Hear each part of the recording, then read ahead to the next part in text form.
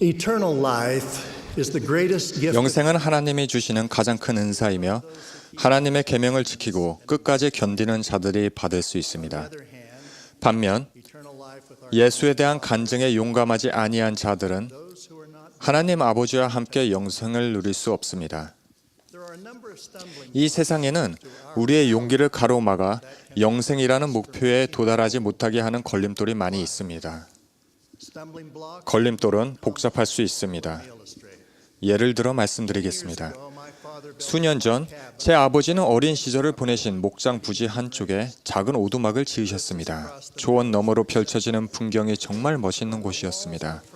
오두막집에 벽을 세울 무렵 그곳에 한번 가보았습니다. 그런데 오두막집 창문이 집에서 가까운 곳에 있던 전신줄을 향해 나 있는 것을 보고 깜짝 놀랐습니다. 저에게 그 전신줄은 멋진 풍경을 가로막는 거대한 방해물이었습니다. 저는 아버지께 전신줄가 창문 바로 앞에서 풍경을 가로막는데 왜 그냥 두셨어요? 라고 여쭤보았습니다. 제 아버지는 평상시에는 유난히 현실적이고 차분한 분이셨지만 이때는 살짝 감정 섞인 어조로 이렇게 외치셨습니다.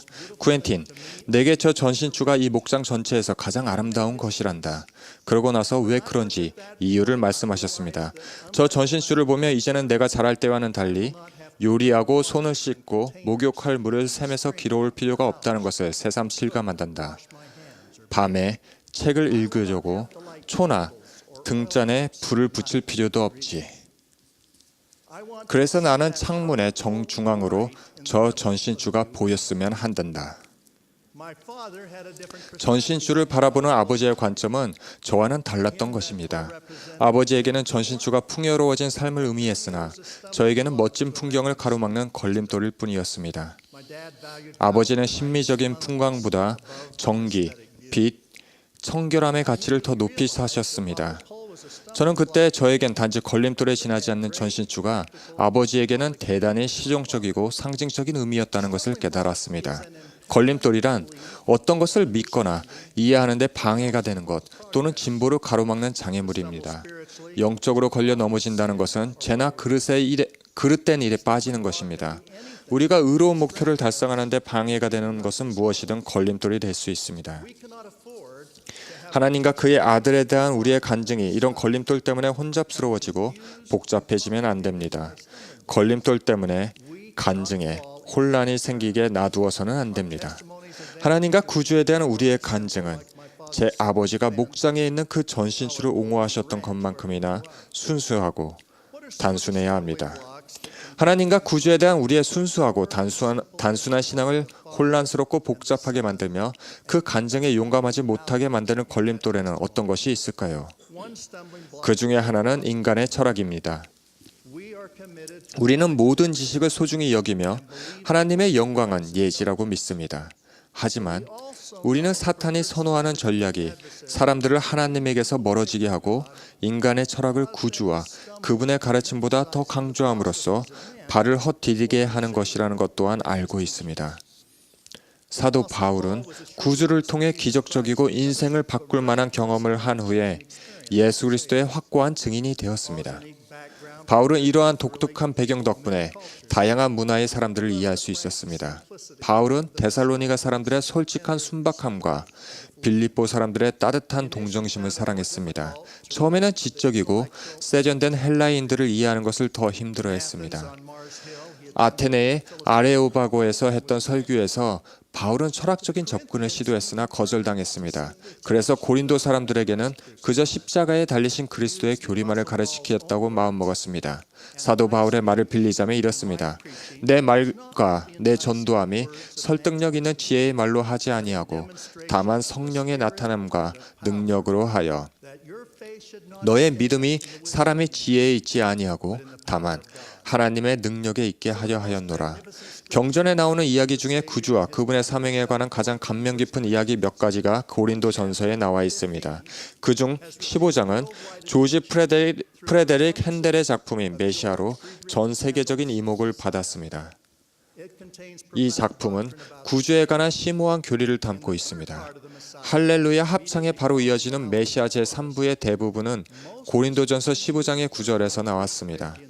바울은 이 9절에서 구주께서 이루신 것들을 참으로 아름답게 묘사하고 있습니다. 이제 그리스도께서 죽은 자 가운데서 다시 살아나사 잠자는 자들의 첫 열매가 되셨도다. 사망이 한 사람으로 말미암았으니 죽은 자의 부활도 한 사람으로 말미암는도다. 아담 안에서 모든 사람이 죽은 것 같이 그리스도 안에서 모든 사람이 삶을 얻으리라. 사망아 너의 승리가 어디 있느냐? 사망아 내가 쏘는 것이 어디 있느냐? 우리 주 예수 그리스도로 말미암아 우리에게 승리를 주시는 하나님께 감사하노니. 우리는 인간의 철학이 그리스도의 기본적이고 필수적인 교리보다 우선시되었고 그것이 어느 정도 배도의 원인이 되었다는 것을 알고 있습니다. 구주의 메시지는 단순한데 그 명백하고 귀한 진리가 변질되고 사라졌습니다. 사실 기독교인들은 그리스의 철학적 전통을 받아들여서 그들의 믿음을 기존의 문화와 조화시키려 했습니다. 역사학자인 월 듀런트는 이렇게 기록했습니다. 기독교는 이교 신앙을 멸망시키지 않고 그것을 접목했다. 소멸하고 있던 그리스의 사상이 환생하게 되었다.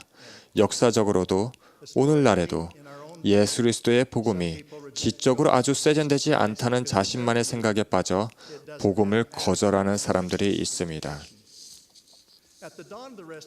회복 초기에는 적어도 많은 이들이 구주의 가르침에 따르겠다고 공언했습니다. 그리고 많은 나라가 스스로를 기독교 국가라고 생각했습니다. 하지만 그때에도 우리 시대가 더 어려운 시기가 될 것이라는 예언이 있었습니다. 히버시 킴볼은 마지막 경륜의 시대 최초의 12사도 일원이었으며 브리검령 회장의 제1보자였습니다. 그는 이렇게 경고했습니다. 지금은 평화로운 이 계곡에 언젠가는 성도인지 하나님 백성에 대적하는 적인지 구별하기 힘들 정도로 모두가 한데 섞이는 시기가 올 것입니다. 그때가 바로 거대한 채를 주의해야 할 시기입니다. 채로 걸러내는 시간이 올 것이며 많은 이들이 떨어져 나가게 될 것입니다. 킴볼 장로님은 시험의 시기가 다가오고 있다라고 말씀을 맺었습니다. 오늘날 미국을 포함한 많은 나라에서 기독교의 영향은 상당히 줄어들었습니다. 종교적 믿음 없이는 하나님에 대한 책임의식을 느낄 수 없습니다. 그렇게 되면 어떻게 살아야 할 것인가에 대한 보편적인 가치를 세우기도 어려워집니다. 확고히 자리 잡은 철학 사상들은 종종 서로 충돌하기도 합니다. 불행히도 이러한 현상은 믿음이 흔들리면서 세상의 대의에 영향을 받게 된 일부 교회 회원들 사이에서도 일어나고 있는데 그 대의라는 것이 의롭지 않은 경우가 많습니다. 1982년 닐 A. 맥스웰 장로님이 하신 다음 말씀은 히버시 킴볼 장로님의 예언과 일맥상통합니다. 과오를 범하고 회개하지 않으면 여러 번 채로 걸러질 것입니다. 끝까지 참지 않고 포기하는 사람도 있을 것이며 배반자에게 속는 사람도 있을 것입니다. 마찬가지로 상처받는 사람들도 있게 됩니다. 모든 경륜의 시대마다 그에 걸맞은 걸림돌이 있기 때문입니다. 또 다른 걸림돌은 죄의 본질을 직시하지 않으려 하는 것입니다. 우리 시대의 특징적이면서도 염려되는 측면 중 하나는 많은 사람이 죄를 지으면서 그것이 죄라는 것을 인정하지 않으려 한다는 것입니다. 자신의 행동이 도덕적으로 잘못됐다는 사실을 인정하려고 하지도 않고 일말의 죄책감도 없습니다. 하나님과 예수님을 믿는다고 공언하는 사람들조차도 하나님 아버지는 사랑이 많으심으로 그분의 계명에 어긋나는 행동을 하더라도 그 결과를 묻지 않으셔야 한다는 잘못된 태도를 보이기도 합니다. 몰몬경에 나오는 엘마 2세의 아들 코리 앤톤이 취한 입장도 이와 같았습니다. 코리 앤톤은 통탄할 만큼 부도덕한 행동을 저지르고 엘마에게 훈계를 듣고 있었습니다. 캄캄한 암흑의 심연과 기이한 빛을 몸소 경험했던 위대한 선지자 엘마가 아들에게 전했던 가르침을 기록했다는 사실은 우리에게는 큰 축복입니다. 엘마서 39장에서 우리는 엘마가 어떻게 회개의 단계에 따라 아들을 훈계했고 그리스도께서 어떻게 죄를 거두러 오셨는지에 대해 설명했는지를 읽어볼 수 있습니다. 엘마는 코리 앤톤에게 부정한 것은 무엇이라도 하나님의 나라를 기업으로 받을 수 없으므로 회개가 필요하다는 것을 명백히 이해시켰습니다. 엘마서 42장은 속죄에 대하여 경전 전체를 통틀어 가장 훌륭한 교리를 담고 있습니다. 엘마는 죄인을 비참한 상태에게 처하게 하시는 것이 부당한 것이 아님을 코리 앤톤에게 이해시키려고 했습니다. 그리고 아담 시대로부터 자비로우신 하나님은 회개할 기간을 주셨으며 회개가 없었다면 위대한 구원의 계획이 좌절되었을 것이라는 점도 언급했습니다. 또 하나님의 계획이 행복의 계획이라는 점도 분명히 했습니다. 엘마의 가르침은 참으로 교훈적입니다. 이는 보라.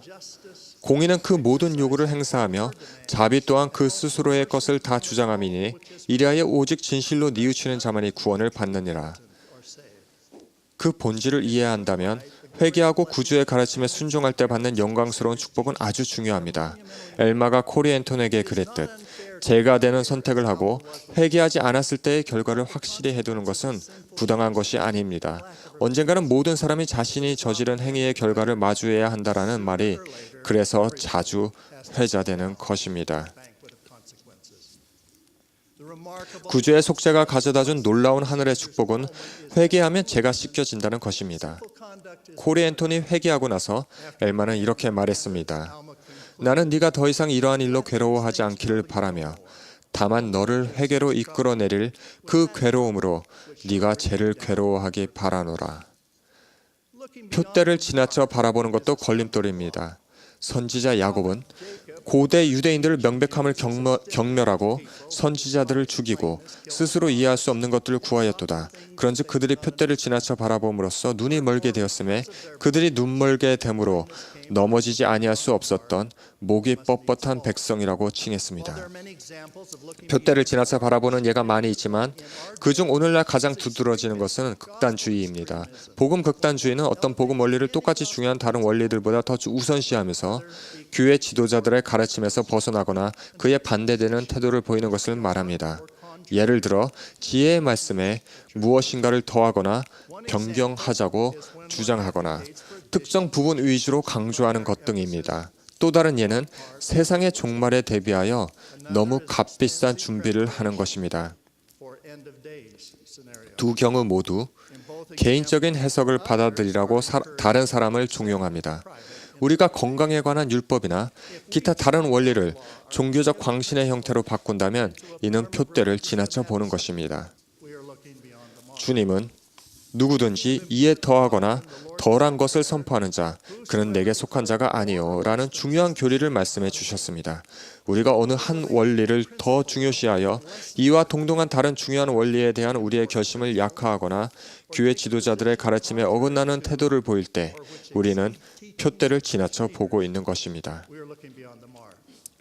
게다가 어떤 회원들은 선한 대의 명분이 기본적인 복음 교리보다 훨씬 더 우월하다고 앞세우기도 합니다. 그들은 이 대의 명분에 전념하는 것을 최우선 과제로 삼고 정작 구주와 그분의 가르침에 대한 의무는 2차적인 수준으로 격화시킵니다. 어떤 것을 구주에 대한 헌신보다 더 우선시하거나 구주를 하나님의 신성한 아들이 아닌 그저 또 하나의 선생님 정도로 치부한다면 우리는 표대를 지나쳐 보고 있는 것입니다. 예수 그리스도가 표대이십니다.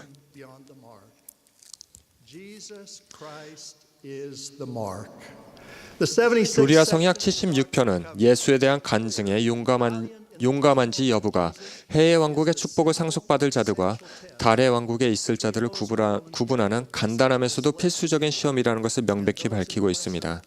예수 그리스도에 대한 간증에 용감하려면 죽음을 이기는 그분의 권능과 속죄 희생에 초점을 맞추고 회개를 통해 죄로부터 깨끗해져야 하며 그리스도의 교리를 따라야 합니다. 또한 성전의 신성한 의식뿐 아니라 성약의 길에서 우리를 인도해줄 구주의 삶과 가르침에 대한 빛과 지식도 필요합니다. 우리는 그리스도를 믿는 굳건함을 지니고 그분의 말씀을 흡족히 취하며 끝까지 견뎌야 합니다. 우리가 예수에 대한 간증에 용감해지려면 많은 고결한 이들의 진보를 올가매고 방해하는 걸림돌을 피해야만 합니다. 항상 그분을 섬기겠다고 결심해야 합니다. 지식을 추구할 때는 구주에게 헌신하겠다는 우리의 결심을 약하게 만드는 인간의 철학을 피해야 합니다. 죄의 참모습을 꿰뚫어보고 회개를 통해 구주의 속죄를 받아들여야 합니다. 표대를 지나쳐보지 말고 우리의 구주이며 구속주이신 예수 그리스도에게 집중하고 그분의 교리를 따라야 합니다. 제 아버지에게는 전신추가 전기와 빛을 공급하고 먹고 씻는 데 쓸 물을 풍부하게 제공하는 것이었습니다. 전신주는 그분의 삶을 향상시킨 디딤돌이었던 것입니다. 어떤 작가는 걸림돌이 고결한 사람이 되도록 해주고 천국으로 인도해주는 디딤돌이 될 수 있다고 했습니다.